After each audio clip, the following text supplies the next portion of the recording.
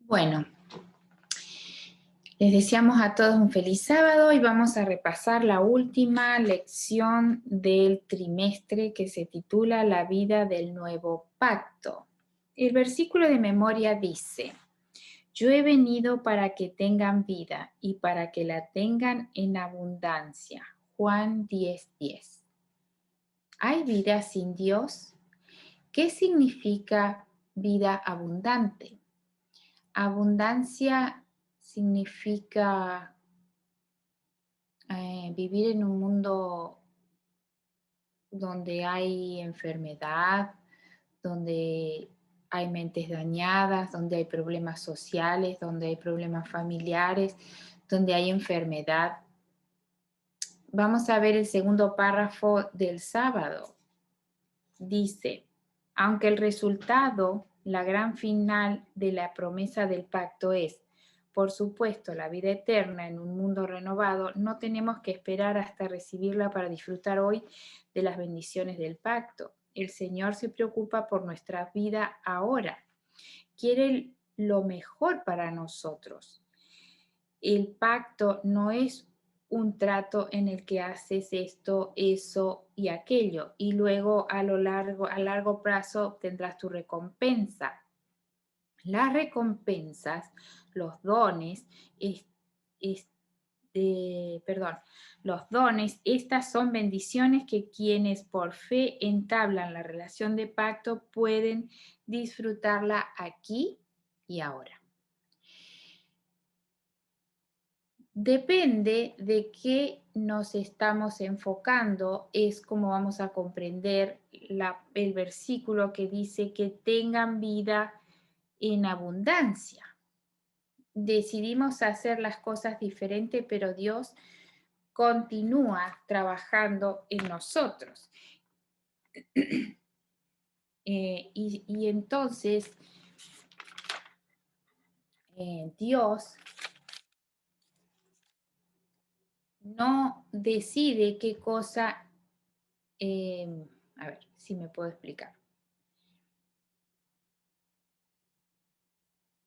Depende de cómo nosotros, y voy a retomarnos de nuevo la idea, depende de nosotros cómo enfocamos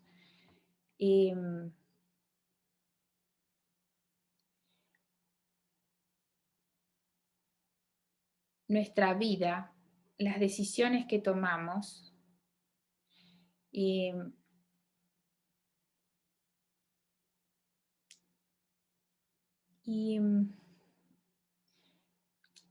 Dios, a pesar de nuestras decisiones, sigue trabajando en nosotros y sería diferente pero Dios nos respeta.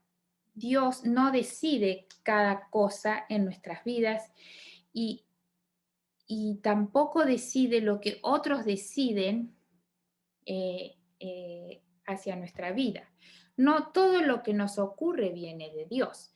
Vamos a leer Romanos, y disculpen que me desenfoqué un poquito en la idea, pero vamos a leer Romanos 8:28. Allí dice: y sabemos que a los que aman a Dios, todas las cosas les ayudan a bien. Esto es, a los que conforme a su propósito son llamados. Vamos a leer un párrafo que nos envió el maestro en nuestro grupo de escuela sabática. Y este párrafo está muy interesante. Es ahí tiene la abreviatura CCH, que sería Council for the Church, la página 345, párrafo 2. Y dice así: Dios es demasiado sabio para equivocarse y demasiado bueno para negar cualquier cosa buena a sus santos que caminan en rectitud. El hombre está equivocado y aunque sus peticiones son enviadas desde un corazón honesto, no siempre pide las cosas que son buenas para él o que glorifican a Dios. Cuando esto es así, nuestro sabio y buen Padre escucha nuestras oraciones y responderá a veces de inmediato, pero Él nos da las cosas que son para nuestro mejor bien y su propia gloria. Dios nos da bendiciones. Si pudiéramos examinar su plan, veríamos claramente que Él sabe lo que es mejor para nosotros y que nuestras oraciones son respondidas. No se da nada que hiera, sino la bendición que necesitamos, en lugar de algo que pedimos que no sería bueno para nosotros, sino para nuestro dolor. Y seguimos con el siguiente párrafo que está en el libro Deseado de todas las gentes, página 197, párrafo 1, dice: Dios no conduce nunca a sus hijos de otra manera que la que ellos elegirían si pudiesen ver el fin desde el principio y discernir la gloria del propósito que están cumpliendo como colaboradores suyos. Ni Enoc, que fue trasladado al cielo, ni Elías, que ascendió en un carro de fuego, fueron mayores o más honrados que Juan el Bautista, que pereció solo en la mazmorra. A vosotros es concedido por Cristo no solo que creáis en Él, sino también que padezcáis por Él. Filipenses 1:29. Y de todos los dones que el cielo puede conceder a los hombres, la comunión con Cristo en sus sufrimientos es el más grave cometido y el más alto honor. Deseado de todas las gentes, página 197, párrafo 1. El amor echa fuera el temor. La confianza en Dios nos ayuda a ir desarrollando el discernimiento. Pero la pregunta es, ¿se nos ha prometido en la relación del pacto con Dios que tendremos salud? ¿Que no habríamos de sufrir dolencias ni injusticias? ¿Que tendremos fama o fortuna? ¿Que tendremos una vida mejor, llena de prosperidad? No. Porque muchas veces la prosperidad, en la prosperidad y en la abundancia, no necesariamente son relevantes para la vida eterna. Todo lo contrario, muchas veces puede impedir e interferir el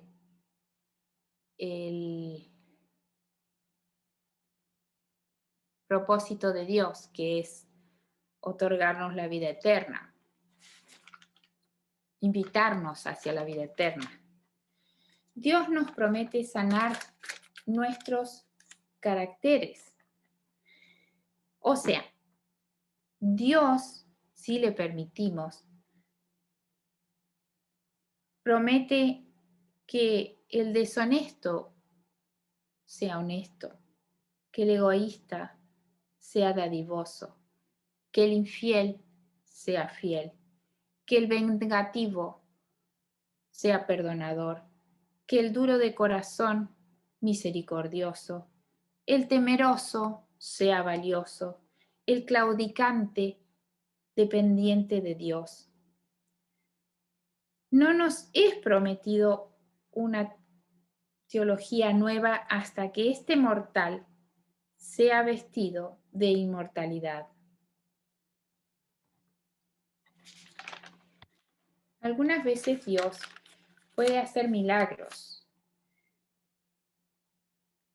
pero vive igual hacia la vejez. O sea, puede haber una situación que Dios hace un milagro, porque existe y ha existido de cuando Jesús estuvo aquí en la tierra también.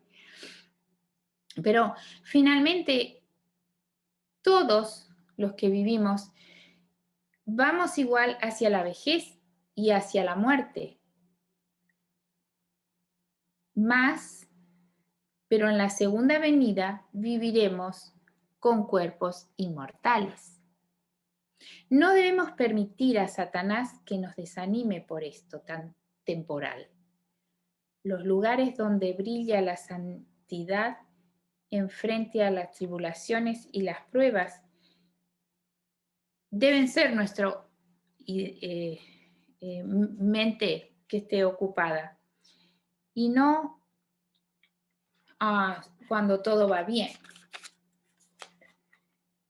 El conflicto de los siglos ha asaltado nuestros corazones, nuestras mentes, como nunca antes.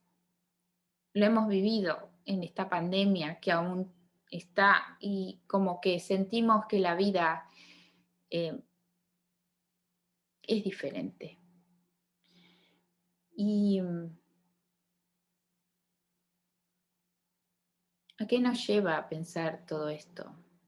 ¿Qué nos lleva a reflexionar? Vamos a leer 1 de Juan 1:4. 1 de Juan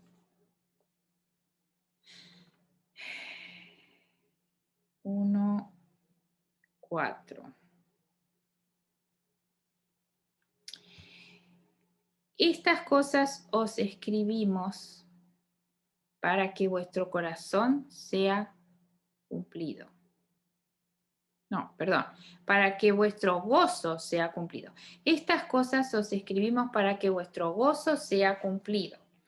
Y vamos a ir al día domingo, que habla del gozo.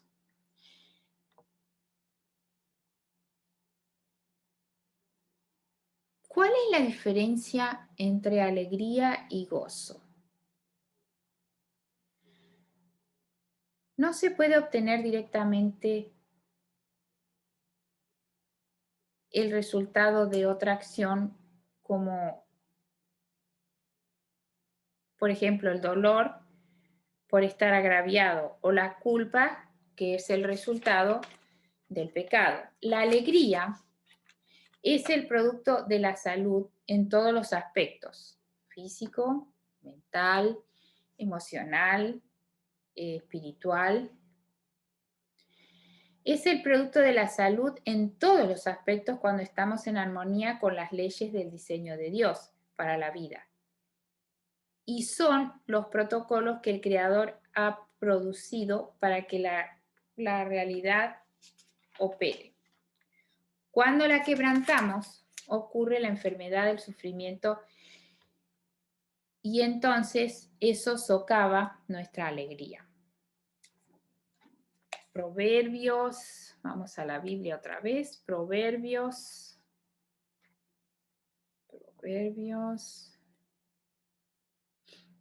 29:18.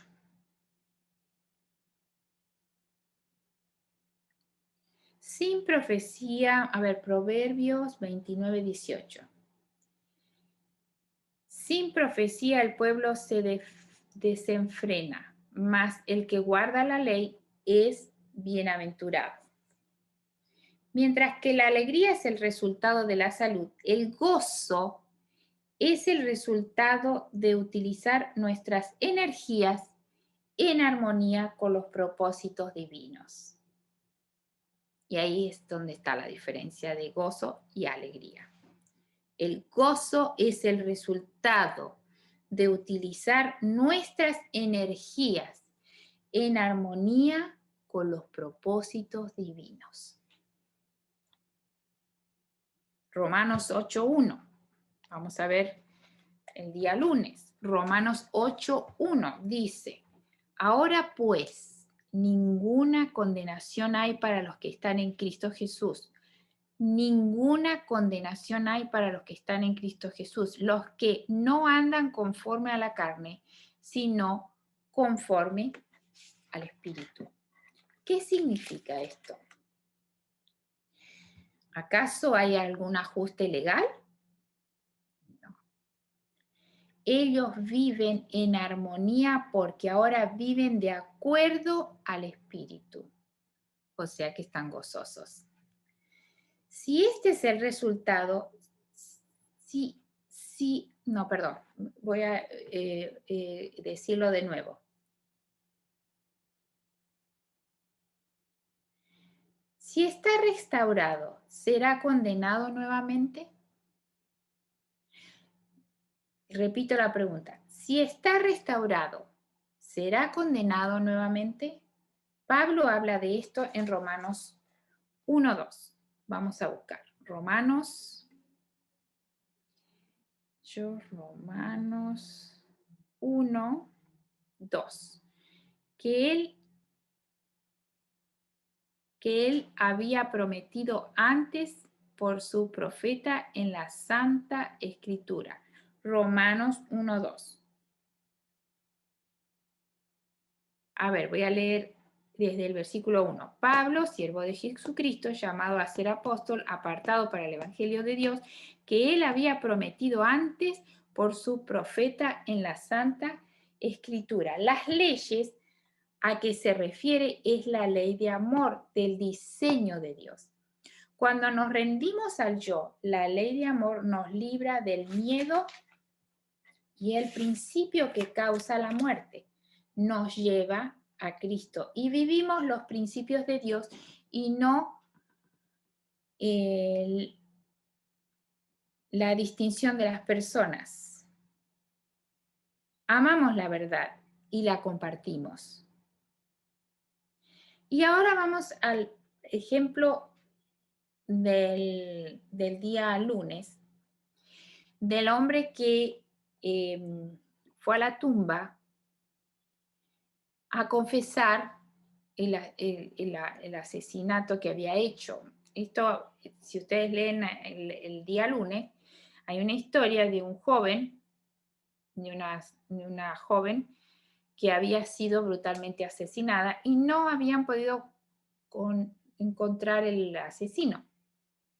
Entonces decidieron poner un micrófono en la tumba donde había sido enterrada esta persona y el hombre, el asesino, fue a la tumba y confiesa y le pide perdón por lo que había hecho, confiesa su culpa. Entonces, quiero hablar un poquito de esto y tomé unos apuntes para poder que lo podamos entender.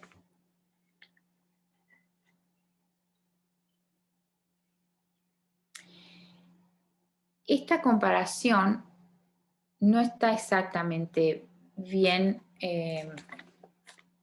aplicada y está puesta con los lentes de las leyes impuestas o de la ley humana y no de las leyes divinas en esta comparación.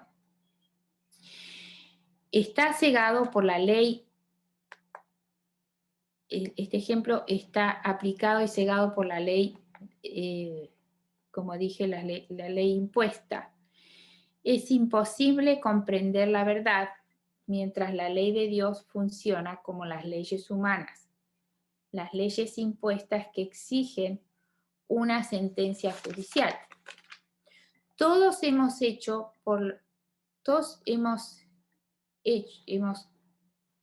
pecado por los cuales no podemos o sentimos el peso del pecado y no nos podemos deshacer, o sentimos esa culpa. ¿Pero por qué? ¿Alguno de nosotros pudimos decidir ser un pecador? No. Todos nacimos en pecado.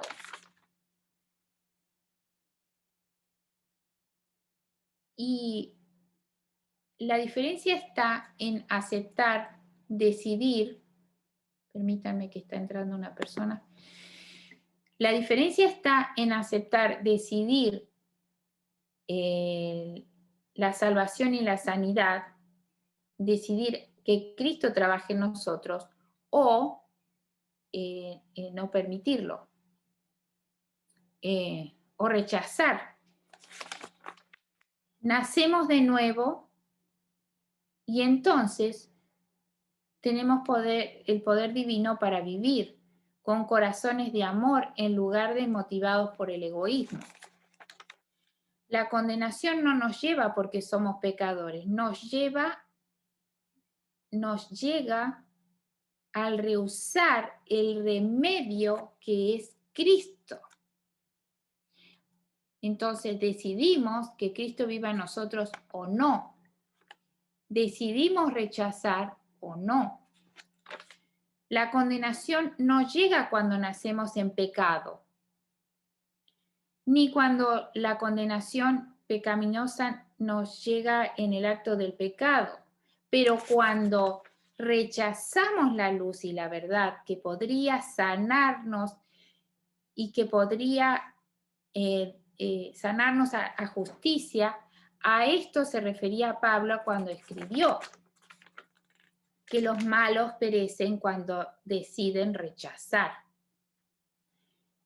Entonces, leamos 2 de Tesalonicenses 2:10. Le damos, hola Lorena. 2 de Tesalonicenses 2:10. No sé si me están escuchando. Un tantito, por favor, déjame. 2 Tesalonicenses 2:10, ¿verdad? Buscamos el texto. Segunda de Tesalonicenses 2:10. Ok, la tengo. Ok. Sino con buenas obras. Oh, perdón, no, esta es primera. Perdón.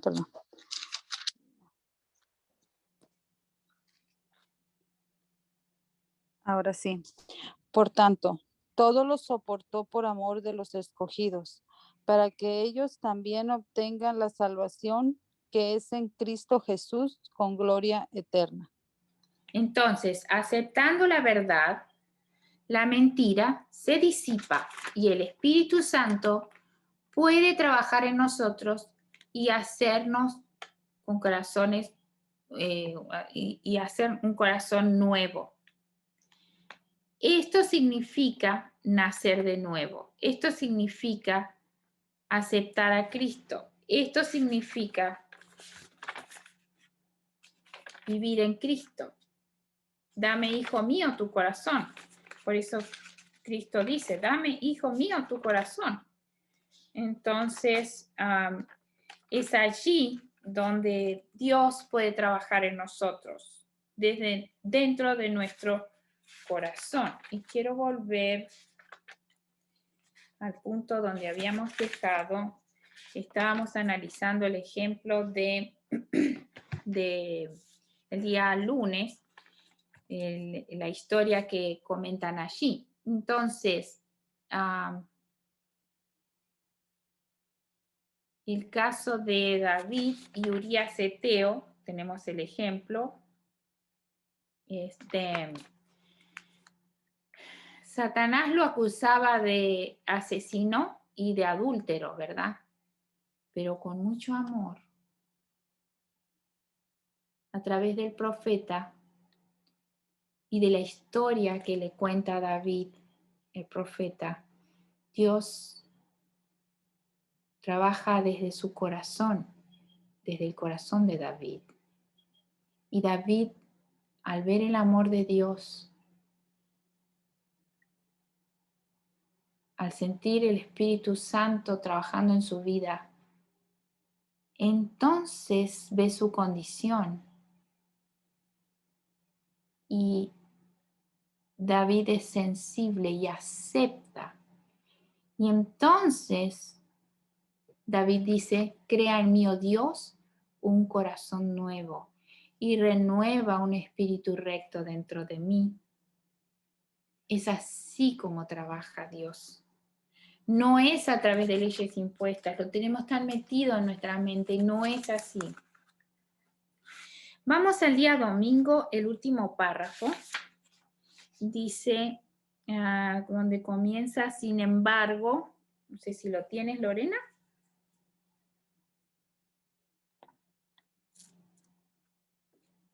Permíteme un momentito, Sí. Si no lo puedo leer yo, no hay ningún problema.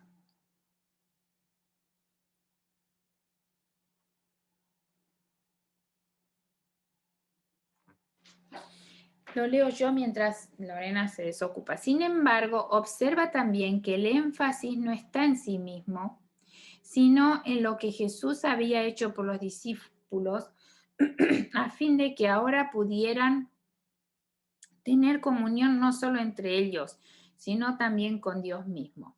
Jesús nos ha abierto el camino para entablar esta relación cercana con el Señor y un resultado de esta comunión, de esta relación, es el gozo. Juan quiere que sepan que los que han oído acerca de Jesús es la verdad y por ende ellos también pueden entablar una relación gozosa para su Padre Celestial, quien los ama y se entregó a sí mismo a través de su Hijo por ellos. Entonces, la pregunta es, ¿qué significa? ¿Qué obstruye el camino hacia Dios? ¿Qué debemos remover para entrar en relación con Dios? Jesús destruye las mentiras del enemigo como la infección que obstruye que regresemos con Cristo. Ahora vamos a leer Hebreos 2:14. Hebreos, después tenemos 2 de Timoteo 1:10 y 1 de Juan 3:8. Hebreos 2:14.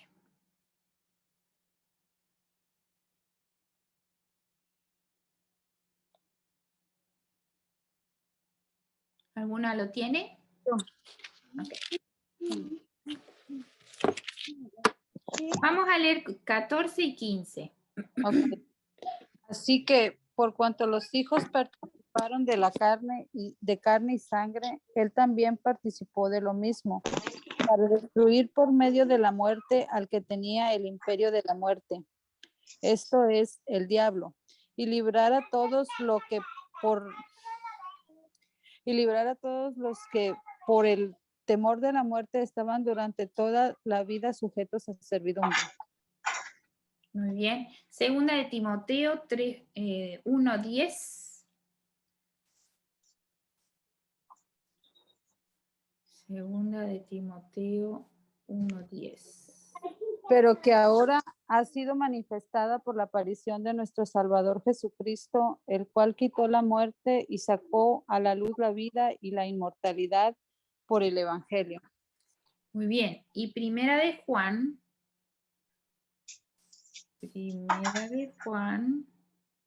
3:8.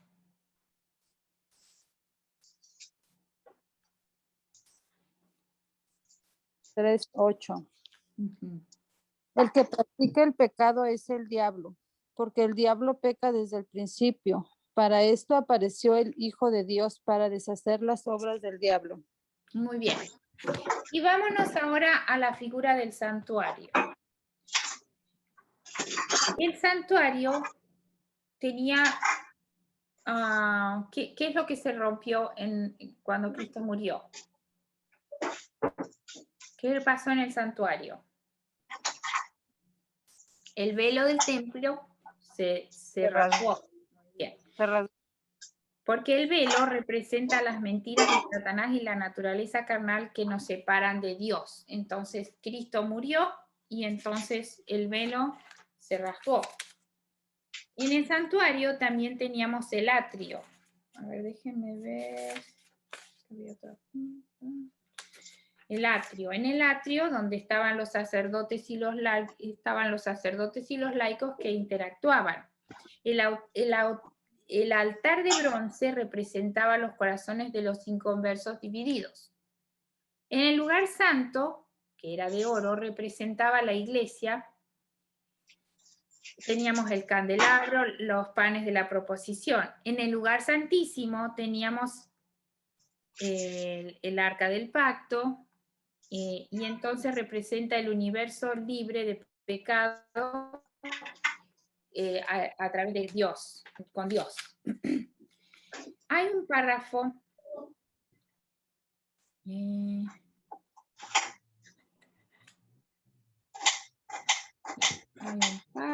que tenemos para leer. A ver si me lo mandó Víctor, déjenme ver. Mm,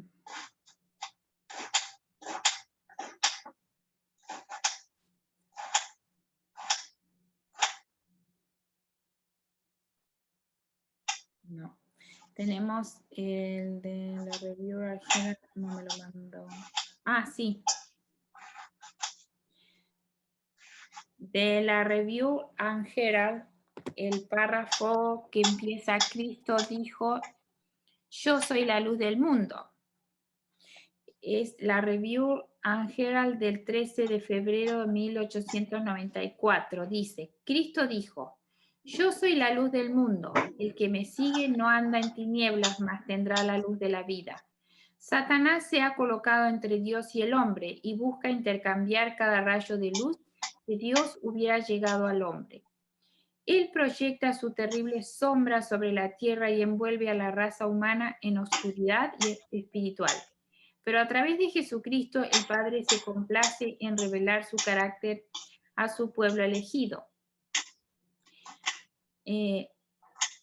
O entonces camina en la luz, aprecia la luz y avanza paso a paso de la luz a una luz más grande.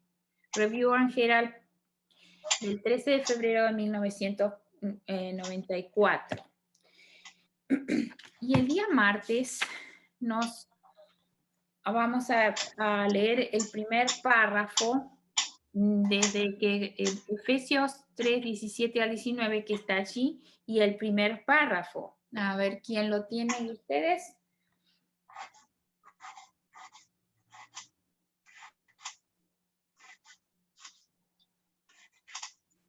Dice, para que habite Cristo por la fe en vuestros corazones, a fin de que arraigados y cimentados en amor, seáis plenamente capaces de comprender con todos los santos cuál sea la anchura, la longitud, la profundidad y la altura, y de conocer el amor de Cristo que excede a todo conocimiento, para que seáis llenos de toda plenitud de Dios. Efesios 3, 17 al 19. Como muestran las lecciones anteriores de este trimestre, mediante el nuevo pacto el Señor instala la ley en nuestro corazón. No solo la ley está allí, según los textos de hoy, Cristo está también. Cristo está. Esto, por supuesto, tiene sentido porque Cristo y su ley están estrechamente relacionados. Por lo tanto, al tener la ley de Cristo en nuestros corazones y a Cristo morando allí también, la palabra griega traducida en el texto anterior como habitar también significa establecerse, lo que da la idea de pertenencia. Llegamos a otro de los grandes beneficios del pacto, un corazón nuevo. ¿Es la salvación posible sin recibir un nuevo corazón? No. No es un ajuste legal. Primero, Cristo tiene que morar en nosotros. Nosotros sin Cristo no podemos. No es una lista de leyes que cumplir. Dame, hijo mío, tu corazón. En el día miércoles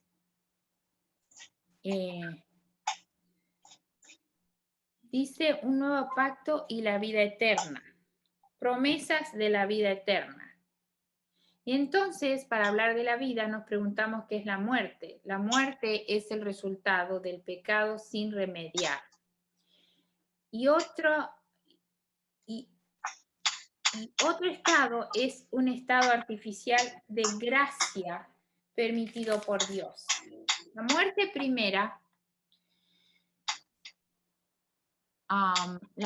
primera significa se refiere cuando la actividad biológica cesa y entonces la individualidad de la persona no es destruida, o sea, el alma de la persona, la individualidad de la persona no es destruida, y a esto se refiere la Biblia cuando habla de un sueño, porque hay una resurrección. La muerte segunda, tanto como cuerpo y psiquis, alma, son destruidas. Los justos y malos mueren la primera muerte, pero solo son los malos los que morirán la segunda muerte. Ahora la pregunta es, ¿qué muerte murió Jesús? ¿La primera muerte? No. ¿La segunda muerte que destruye el alma es también? No. Él destruyó la segunda muerte. Él venció la muerte. Vamos a leer 2 de Timoteo 1:10.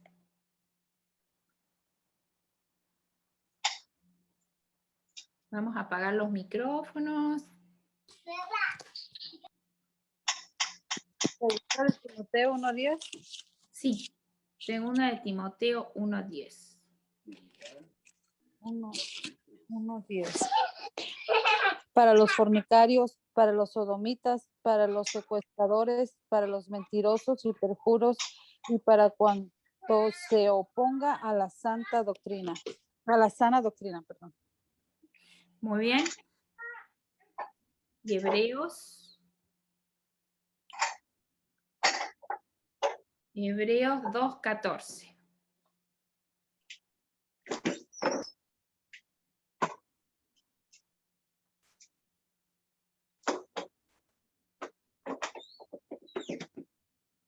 Hola, Ruth. Vamos a apagar el micrófono, Ruth. Espera que lo apago. Dale, gracias. Hebreos 2:14. Lo leo. Así que por cuanto los hijos participaron de carne y sangre, él también participó de lo mismo, para destruir por medio de la muerte al que tenía el imperio de la muerte, esto es, al diablo. Muy bien, Jesús venció la muerte. Cuando comprendemos qué ocurre,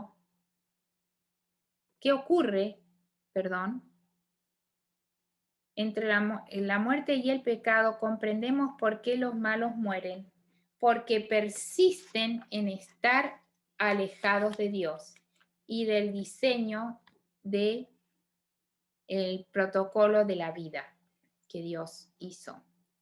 Es la cruz de Cristo, en la cruz Jesús destruyó la muerte, que ocasiona el temor y el egoísmo, y restauró la ley de amor de Dios en la humanidad, porque Él ejercita sus habilidades de amar, de dar vida y de resucitar. Y es por eso que Él resucita en el tercer día, restaurando la base de la vida.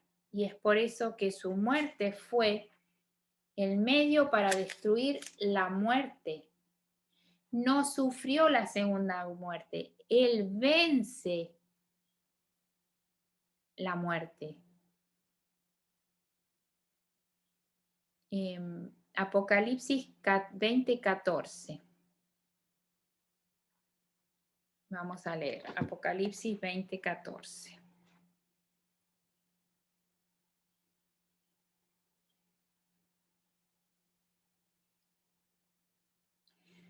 Dice: y la muerte y el Hades fueron lanzados al lago de fuego. Esta es la muerte segunda.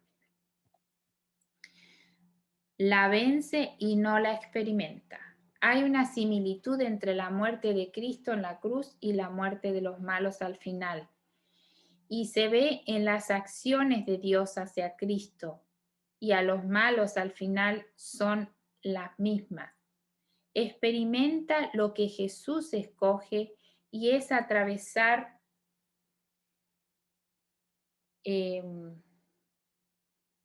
la cruz y ser nuestro Salvador.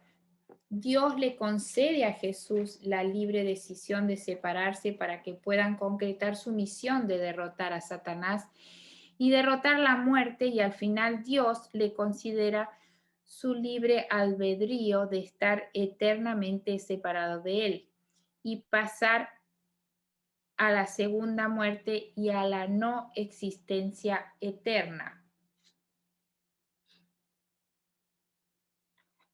Y esto es lo que Dios respeta. Si tú decides que Él no habita en ti, Dios te respeta. Entonces, decides estar eternamente separado de Él y experimentar la segunda muerte, o decides estar eternamente viviendo con Él. Ojalá nuestra decisión sea para vida eterna y que Dios nos ayude a permanecer en este pacto de amor que es solamente infinitamente amor de Dios para nuestra salvación. Que Dios nos ayude. ¿Alguno de ustedes quiere orar? Yo haré.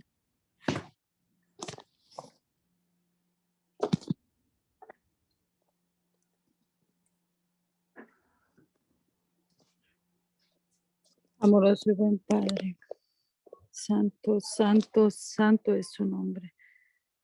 Gracias, Señor, por su grande amor y su grande misericordia. Gracias, Señor, porque el pacto que usted ha hecho, Señor, es un pacto de amor que nos demuestra cada momento que usted está buscando nuestra salvación. Señor, por favor, perdónanos porque aún no hemos entendido. Tal vez nos estamos en proceso, tal vez unos ya hayan entendido mejor. Yo te pido, Padre Santo, que por tu misericordia, tu Espíritu Santo siga obrando en nuestros corazones, entendiendo cada vez más el amor de Jesús y ese gran sacrificio al darse por nosotros que somos rebeldes. Oh Señor, por favor, obra en nosotros un corazón nuevo, que Filipenses 2:13 sea una realidad de nuestras vidas. Que creamos, Señor, que aunque nosotros somos débiles y pecadores, usted puede poner en nosotros el querer como el hacer de su buena voluntad. Aunque a veces no tengamos ganas de hacer lo bueno, Señor, tenemos su palabra que nos dice que usted sí puede producirlo en nosotros. Por favor, Señor, no nos deje. Que su Santo Espíritu, Padre Santo, siga trabajando en nuestras vidas. Que estemos preparados para su pronto regreso. En el bendito nombre de Jesús. Amén.